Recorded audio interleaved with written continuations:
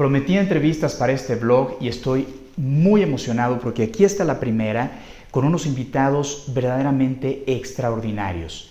Y es precisamente en este noviembre, el mes del jaguar, en donde arranco este hermoso proyecto. Howard Quigley, que es una de las personas que van a conocer, tuvo la iniciativa de instituir el 29 de noviembre como el Día Internacional del Jaguar, y con la colaboración de otras organizaciones importantes en la conservación del medio ambiente, la ONU formaliza este día, 29 de noviembre, como el Día Internacional del Jaguar. Al mismo tiempo, Diana Friedeberg y Vero Domit de Pantera México también tienen la brillante idea de que noviembre sea el mes del jaguar. Y entonces, a partir del 2018, en noviembre, se han hecho una serie de eventos culturales, sociales, educativos, etcétera, para que las personas conozcan la importancia y la situación del jaguar, que en nuestro país está en peligro de extinción. Como especie no está en peligro de extinción todavía, pero en nuestro país sí está en peligro de extinción, y puedan descubrir formas diversas en las que pueden apoyar. En México, Pantera tiene muy poco tiempo trabajando y sin embargo ha logrado cosas muy importantes de las que ya platicaremos más adelante. Mi amor por la naturaleza, como algunos de ustedes ya saben, es enorme. Para mí, la naturaleza siempre ha sido mi más grande maestra. Ha sido en la naturaleza en donde he descubierto las cosas más importantes de mi proceso, en donde he descubierto mi verdadera esencia. Así que durante muchos años, incluso antes de estar muy grave, siempre he buscado la manera de protegerla. He sido sensible de que estamos destruyendo los últimos lugares sagrados que nos quedan, esos lugares en donde no existe una huella de la presencia humana, lugares creados por la gran sabiduría del universo, por Dios, como quieran llamarle. Son lugares, en mi opinión, sagrados que merecen de todo nuestro aprecio, de todo nuestro respeto y de todo nuestro esfuerzo por preservarlos. Siempre he trabajado con organizaciones y a través de organizaciones, y en el camino he aprendido muchas cosas y también me he llevado grandes decepciones. He apoyado organizaciones en las que me doy cuenta que la gente tiene muchas ganas de hacer una diferencia, pero no tienen la capacidad, no tienen el alcance, no tienen el tamaño para hacer una diferencia de la inmediatez que hace falta y del alcance que hace falta. También, aún más doloroso ha sido que yo siempre he hecho esfuerzos enormes por aportar todo lo que puedo, no todo lo que me sobra, sino realmente todo lo que puedo por ayudar a esta causa. Y en situaciones muy críticas de mi vida aporté pues mucho de lo que tenía, para después darme cuenta que el uso de los fondos era totalmente deshonesto. Y después de esas experiencias tuve que hacer un esfuerzo mayor y hacer mejor la tarea para investigar más a fondo las organizaciones con las que me iba a involucrar. Y fue a través de una búsqueda, a través de mi amor por los felinos. Yo me acordaba que había visto en la televisión un documental de la BBC o de National Geographic, en donde por primera vez vi a los jaguares con lujo de detalle como nunca los había visto. Yo no sabía que los jaguares eran los grandes felinos menos documentados de todos, y es el más grande felino de América. Entonces, en una búsqueda por recuperar ese programa que había visto, llamé a la BBC, llamé a Nat Geo, me metí por supuesto a internet, busqué de todo y finalmente encontré un documental de Nat Geo que lo compré por supuesto, y cuando lo vi al principio me llevé una decepción porque me di cuenta que no eran esas imágenes increíbles de jaguares que yo había visto en la televisión, sino que era realmente el documental acerca de la vida de un hombre muy especial. Y no tardé mucho en descubrir que ese documental era aún más valioso que el de las imágenes bonitas de los jaguares. Este documental trata de la vida del doctor Alan Rabinowitz. Me empecé a dar cuenta que este científico, considerado como la autoridad más importante a nivel mundial en el estudio de la conservación de los grandes felinos, era un hombre como pocos. Un hombre que había dedicado su vida entera a cumplir una promesa y a usar su voz para hablar por aquellos que no tienen voz para defenderse. Particularmente empezó con los jaguares y él crea la primera reserva de jaguares en el mundo, y después tiene un impacto enorme con los tigres, con los leones, con los diferentes felinos del mundo.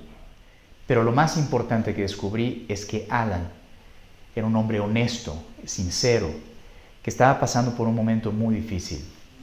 I was diagnosed with cancer, with leukemia.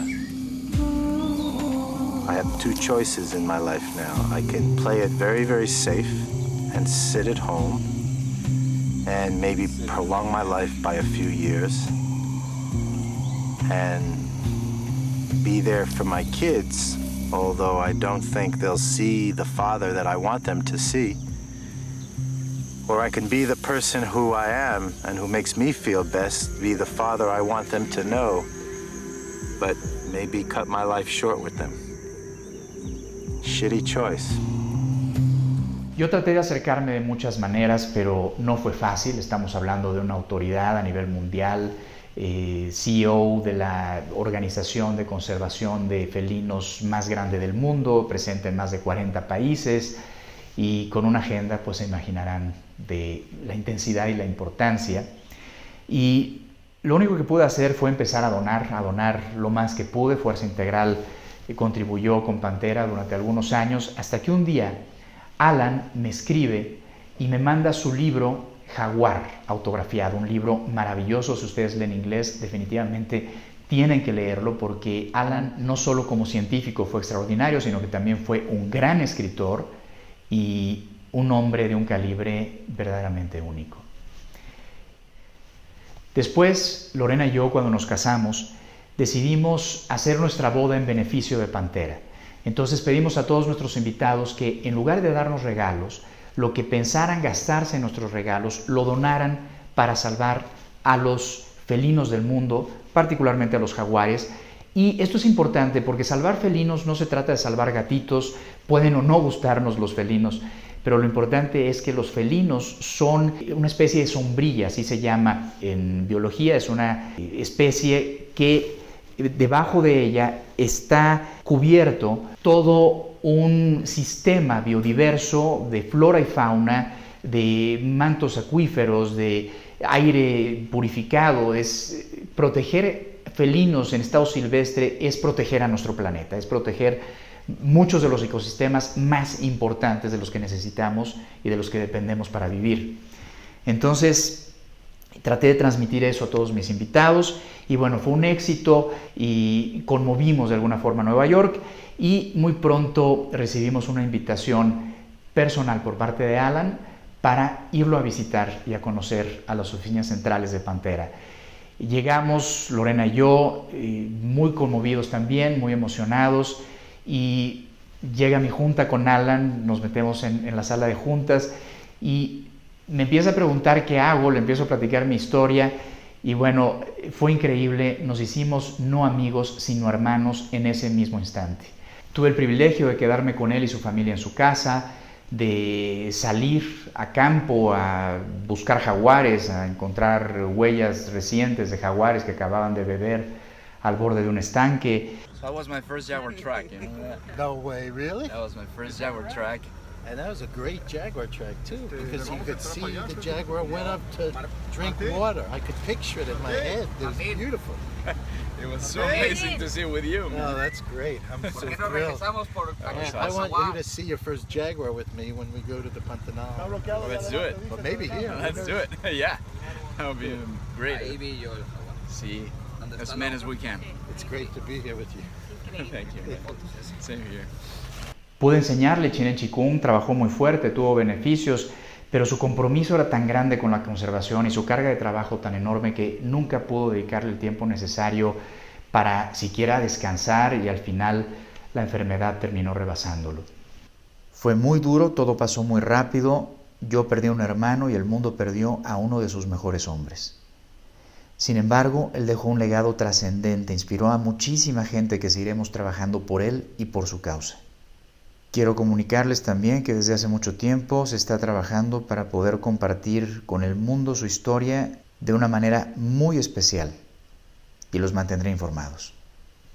Pero más allá de todo lo que les acabo de compartir, que solo confirma mi elección por Pantera, y más allá del cariño que siento, tengo muchos años apoyando a Pantera porque es una institución transparente, es una institución perfectamente auditada, que además ha recibido premios importantes por el magnífico manejo de sus fondos, y es una institución que garantiza al público que los donativos que damos se van a trabajo de campo, se van realmente a donde tienen que estar, a donde verdaderamente hacen una diferencia, porque toda la parte administrativa es cubierta por su inicial fundador, que es el señor Thomas Kaplan, uno de los hombres más ricos de los Estados Unidos, que es además un gran filántropo, que era también muy amigo de Alan, a quien también tengo el gusto de conocer personalmente, y que es una persona también muy enfocada a hacer una diferencia positiva en este mundo.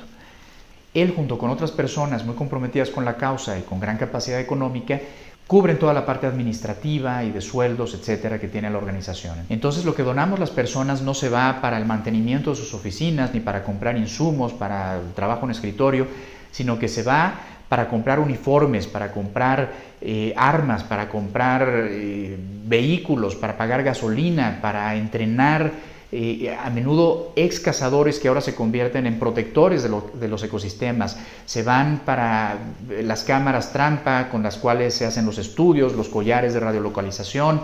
Se van para todo el trabajo que de veras está impactando y que está permitiendo que en muchos lugares donde está presente Pantera, los números de los felinos que estaban en peligro se estén incrementando. Cada vez haya más éxito, cada vez haya más felinos y los ecosistemas, por supuesto, se estén protegiendo, y los proyectos de desarrollo además, porque Pantera es una institución que no está en contra del desarrollo, sino es una institución que ayuda a que el desarrollo humano se lleve a cabo en armonía con la naturaleza y sin destruir los ecosistemas.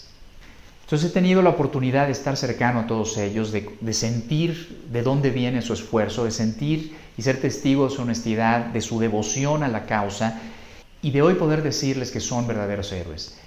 En esta entrevista quiero que empiecen a conocer a dos de las personas más importantes que dirigen Pantera, y espero poder inspirarlos y despertar en ustedes también ese compromiso y esa conciencia de lo importante que es proteger a la naturaleza, porque muchas personas me preguntan, ¿pero por qué proteges felinos cuando hay tanta gente enferma, cuando hay tanta pobreza, cuando hay inseguridad, cuando hay violencia, cuando hay guerras, cuando hay problemas de discriminación, cuando hay tantas y tantas necesidades humanas? Y yo lo que siempre les digo es que aunque todos esos problemas quedaran resueltos, y claro que también ayuda a resolver esos problemas, y qué bueno que haya gente 100% enfocada y dedicada en resolver esos problemas, que es la mayoría de la gente que ayuda, si seguimos destruyendo nuestro planeta, aún con todos esos problemas humanos resueltos, la especie humana no va a ser viable en este planeta. Entonces no solo es una cuestión práctica de supervivencia de nuestra propia especie, sino también es una responsabilidad ética y moral que tenemos los seres humanos como especie, y una responsabilidad también de tipo espiritual. Decía el jefe Indo Seattle, y nos vamos quedando solos, como especie nos vamos quedando solos. Estamos ocasionando una extinción masiva de especies. Si no modificamos nuestro comportamiento, si no aprendemos a poner atención en cosas que van más allá del antropocentrismo del cual la mayoría de nosotros somos presa, no alcanzamos a ver el alcance y la importancia que tiene proteger a las demás especies, a nuestras aguas, a nuestro aire, a nuestra atmósfera, en fin. Cuando nuestras hijas Kia y Farah fueron presentadas, también sus presentaciones las hicimos en beneficio de Pantera, y lo mismo a los invitados les pedimos que en lugar de darles regalos, mejor les regalaran un planeta biodiverso, les regalaran la posibilidad de que ellas crecieran en un planeta en donde todavía se pudiera respirar aire limpio, en donde todavía se encontraran lugares donde los ríos fluyen con absoluta pureza, en donde todavía hubieran jaguares y otros felinos silvestres, que aunque la mayoría de nosotros nunca vamos a ver a un felino en estado silvestre, su importancia es enorme. No solo el simple hecho de saber que están ahí, a mí me reconforta, y a muchísima gente que comparte este espíritu nos parece indispensable, sino que además ellos aportan un enorme valor a la vida humana, porque donde ellos están presentes, los ecosistemas están saludables, y esos ecosistemas, como dije antes, son de los que necesitamos para sobrevivir, pero además mucha gente no sabe que ellos fungen como una barrera biológica que impide que ciertas enfermedades o epidemias muten para atacar a la especie humana. Cuando los grandes depredadores son eliminados de un ecosistema, no nada más todo el ecosistema empieza a desbaratarse, sino que además hay patógenos que empiezan a tomar tanta fuerza que terminan saltando y haciendo las mutaciones necesarias para poder empezar a atacarnos a nosotros también, generando epidemias muy importantes.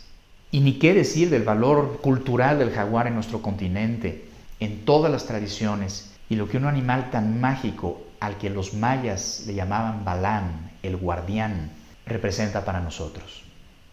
El jaguar es un animal por muchos motivos fascinante. Es el más grande felino de América, es el felino que tiene el mayor poder en su mordida, a diferencia de los tigres y de los leones que matan por asfixia. El jaguar, a pesar de ser más chico que los tigres y los leones, tiene tal poder en su mandíbula que él a veces mata mordiendo el cráneo de su presa, provocando una muerte más rápida y con menos sufrimiento. Además, su poder es tal que come tortugas, es capaz de desbaratar los caparazones de las tortugas, que caza cocodrilos y que puede subir a un animal que pesa 3 o 4 veces más que él a las ramas de los árboles para que nadie pueda tener acceso a su comida. Su agilidad es extraordinaria, es un gran nadador, pero es el único gran felino que no ataca al ser humano. Es el único gran felino que no es un comedor de hombres. Los leones, hay antecedentes de que han atacado seres humanos, a veces para comerlos. Los tigres también. Es un problema serio en India que se está trabajando fuertemente por solucionar, y a pesar de ello, las comunidades reconocen la importancia de la presencia del tigre en los ecosistemas. Pero el jaguar es noble, el jaguar es un animal para los seres humanos que siempre fue considerado un protector, porque no ataca al ser humano. La gente que ha tenido la fortuna de encontrarse un jaguar en la selva, los jaguares no atacan al ser humano. Existen muy pocos casos en los que ha habido un ataque, pero han sido porque el jaguar se ve encajonado y no tiene otra opción, pero no es un felino considerado comedor de hombres. Entonces, los jaguares son seres extraordinarios y es nuestra responsabilidad hacer todo lo que esté en nuestras manos para protegerlos. No importa si tenemos mucho, no importa si tenemos poco, lo que podamos hacer. Todo cuenta, todo suma y todo es importante. Así que entramos de lleno a la primera parte de esta entrevista, que espero disfruten tanto como yo la disfruté, y que conozcan un poquito de cuál es la clase de personas que mientras ustedes están haciendo sus cosas o están durmiendo cómodamente en su cama, están luchando con todas sus fuerzas, con toda su entrega, con toda su honestidad, con todo su corazón, con toda su pasión por proteger a los ecosistemas de los que dependemos, por proteger a los felinos en estado silvestre y de una manera aún más directa de lo que nos podemos imaginar, protegernos a nosotros también. Bienvenidos. Para aventarme sin cuerdas de un cenote de casi 30 metros de altura que cuando lo vi, supe que no podía morir sin haber tenido esa experiencia. Ahí está.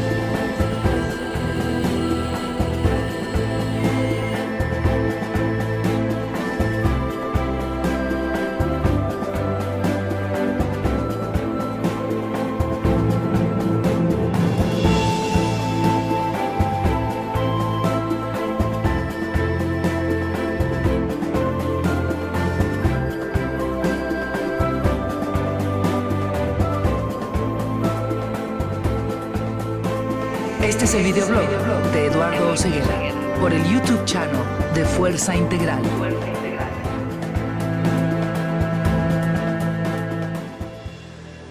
And here we are. It is such a privilege to be sitting right next to these two giants of wildlife conservation around the world. Dr. Howard Quigley, he is the Conservation Science Executive Director for Panthera and also the Director of the International Jaguar Project. And Dr. Fred Loney, who's the President and CEO of Panthera. And welcome, guys. It's such an honor to be with you. Privilege to be with you too. Thank you so much. Well, the first question has to be, how did you get your passion for wildlife conservation? Because this is a career you don't get into just because you need a job. It is about heart, and if you can tell us a little bit about how that started. Okay. Yeah. For me, it was early exposure to the outdoors. My family, we grew up camping and hiking, and as I went on to college and started thinking about a career, I basically thought, what could I do? What should I do? Where is that passion? Like you say, you see so many people who are doing things that they don't have passion for, and it affects their life, their well-being. So at one point in college, I really said, I looked back on those times that I spent in the outdoors, and I realized that I felt more free, more comfortable. How could I make a career out of that? So I found this thing called wildlife biology in the curriculum, took a class from a very special teacher, and the rest is history, you might say. Went on for my master's and PhD, and now Panthera. And I think to make a really long story a little bit longer, the reality is that I never thought I wanted to be a carnivore biologist. Lots of people get into this because they want to study bears or big things with big teeth and claws. For me, I appreciated, I think, every part of life. I could be a butterfly biologist right now because I really do enjoy studying life. On the other hand, I feel really, really blessed that I've been able to tell the story of these amazing, amazing large carnivores, and especially large cats, and especially jaguars, because they have the charisma, you might say, to bring people in to conservation.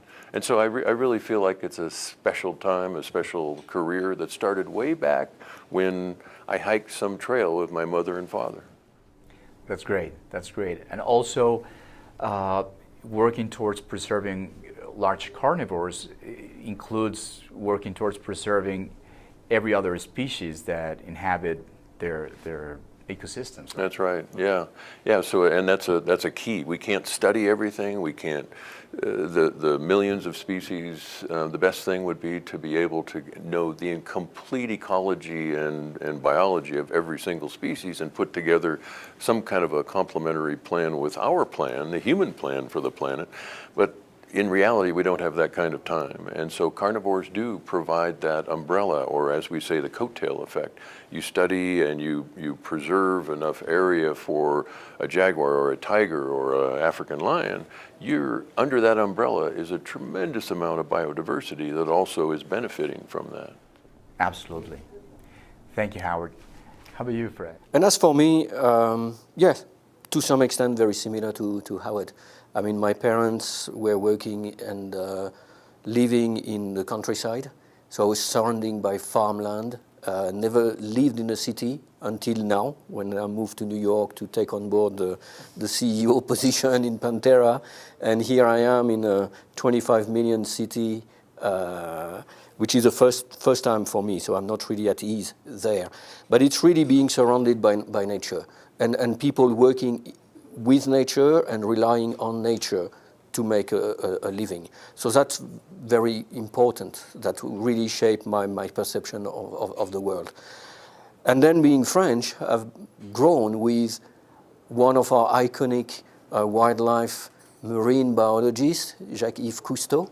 You probably know, the man with the red hat there, who was really a pioneer in terms of raising the awareness about the marine world. And I was really, as soon as I could actually watch TV in black and white, so it took me years to know that actually the bonnet was red. But it's really, I was striving to see all these program and things. And I always wanted to do that, not knowing exactly what they were doing. So I oscillated for a long, long time between a wildlife photographer, cinematographer, or a scientist, but never thinking that you can actually live about it or making a career of it. Things just happen. But in retrospect, everything, the choice I've made in my career, or what type of study, what do I do, led me to where I am today. Every single choice, even in my personal life, was directed to always take the option that keep me closer to being working or being with, doing something with nature. And as I were, never had really a plan on what to work on. I mean, I like all species. I could have been a plant specialist, I could have been a worm specialist. It's less glamorous than working on tiger or lion, but nonetheless important. But the thing was to be connected with nature. How, why, I don't know. This is something I felt in my core. Yes. And it's still today a lot of the things, the strategy or approach to species conservation that I'm developing and has been preaching and trying to share are not necessarily based on strategic review or all these kind of things. You need to have this emotional connection with nature. Absolutely. And sometimes that's good enough to actually dedicate your life or choose why we work on species and why we should conserve them. So it's very, very organic, if I may say. That's never been where do I get the most paid job, or where do I get a job, or where do I get a career. It just happened. But every single choice was made to keep me connected with nature. It takes a lot of courage to choose that path, and courage or stupidity, you don't know. you know, but it is just something that happened. But I think if you are consistent with your emotion, you do the right choice. And at least with yourself, you are at peace with yourself. Yes. That it's not something that you are forced to. So I can speak for myself, but I can speak from all my colleagues in Pantera or all the colleagues we have in the world working on species conservation. I don't think any of us think that they've ever worked one day in their life. We do what we like. Yes. And we do what we are passionate about, and that's really a privilege that very few people have. Absolutely, absolutely. So one thing is the actual love for nature, and the other is the awareness of the state of the planet. Did that happen at the same time for you to choose the career you chose, or did you get into your career because you love nature and then you started realizing how bad the situation actually is? Actually, for me, it was more driven, as I said, by the love of nature and the fact to want to be part of something that it's much bigger than you. And always this feeling also that you are part of it, that I've always had that in mind. I'm not above it, I'm not aside, I'm just part of it, without any hierarchy of power or decision upon other living creature. Then the issues came after. When you learn more, you realize what is going on. But that for me was not the driver. That was really an emotional love and interest for nature. The thirst to learn how it works. Why is this species here? How do they rely on that one? And this mystery also. I don't want to know everything. Yes. You know, I want to keep discovering every day, learning something new. So that really was my driver. The issue, the threat, the things came much later. I see. How about you? Yeah, I think it has to start with love of nature. It really does. As Fred says, that needs to be the base. And I do a lot of. I feel like it's a responsibility of ours to mentor young people, the next generation. And so if I sense that somebody doesn't have that passion for nature and they're mostly focused on how the world is crumbling or the conservation issues, then I tend to nudge them toward advocacy, environmental advocacy, which is much different than what we do at Panthera. We advocate for large cats and large carnivores, and we're science-based. And so if you have that love and then layer in the science and the knowledge that you can then impart on the rest of the world, it does have an effect on those things that, like I said, are falling apart.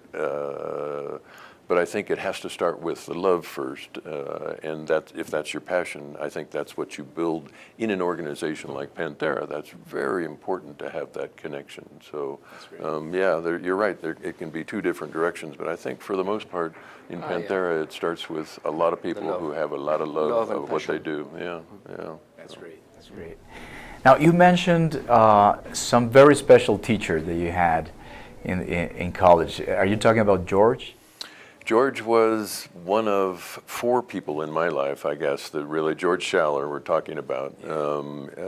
At the time, it was actually the teacher that I first had was Starker Leopold, the son of Aldo Leopold, who's the father of wildlife conservation in the United States. So I was very fortunate that I got exposed to him, and then I was very, very fortunate that I got exposed to George Schaller, and he was, along with Jacques Cousteau and Jane Goodall, and I read all of his books, and to be in the field, I found myself, the first time I went into the field, in fact, in Jaguar Range, it was with George. We had flown all the way from the U.S., and 25 hours later, we're getting up in a tent someplace in the Pantanal, not far from the border of Bolivia. And he said, well, they're not going to have breakfast ready for a while, so why don't we go for a walk? So I went for a walk with George Schaller, and I'd seen, movies of him watching gorillas in the mist or the mountains of Africa. And here I was with George, and he would stop when there was something to observe, he'd pull out his book and he'd start writing and looking and writing and looking, and I was looking, I'm here, with George.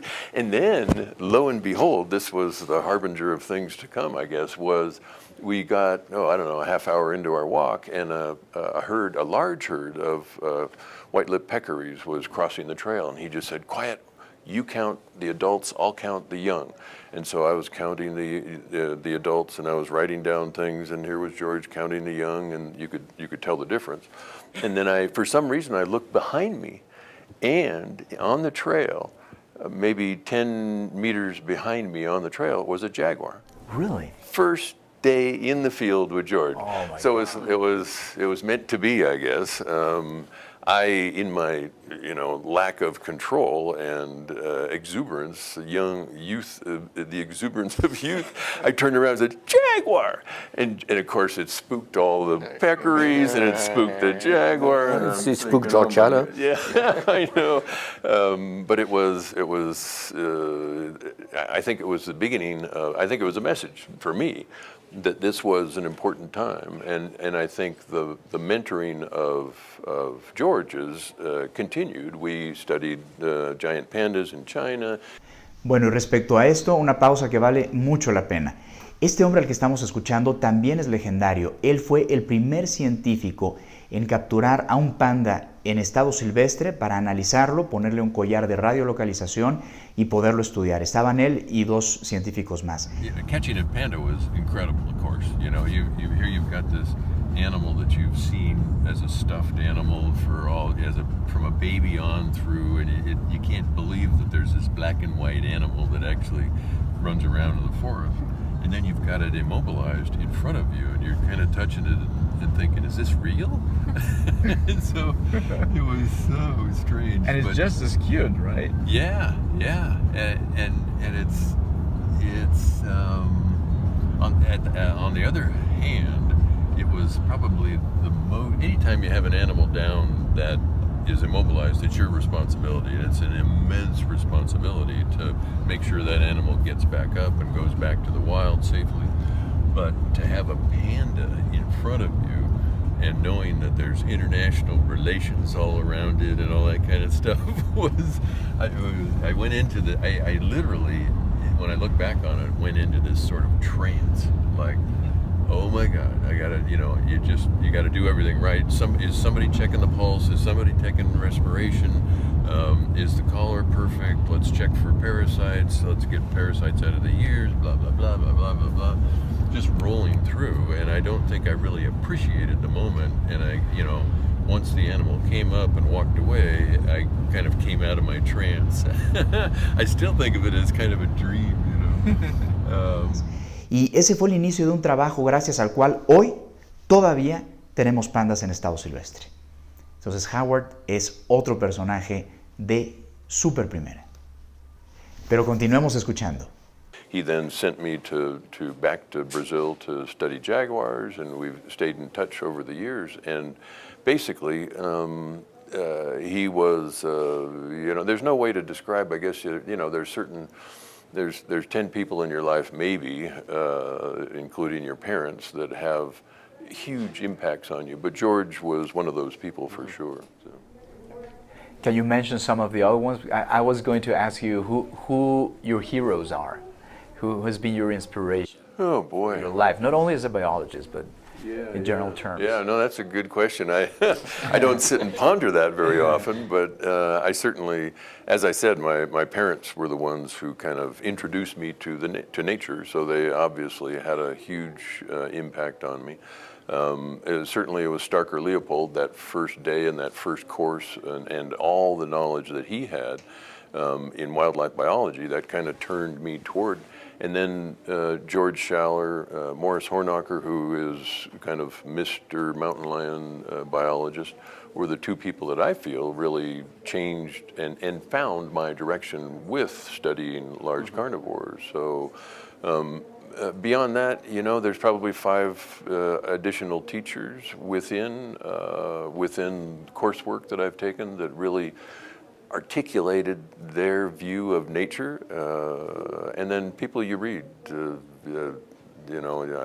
like to think that I read about not just focusing on jaguars or Mexico, but the world in general. And there's 4 or 5 authors that I go back to. Jared Diamond is one who obviously documents the changes in nature, I think, that are very, very important and really an obligation of ours as scientists as we go forward. So, yeah, I'd say that's a handful anyway. That's great. That's great. Thank you, Howard. How about you, Fred? Do you have any personal heroes or people who have inspired you? Yeah. But I come from a society which is where nature conservation is to some extent far less intellectualized or part of the education system than in the US or the UK, for example, where you have, in the Anglo-Saxon world, you have really a professionalization of wildlife biology and things.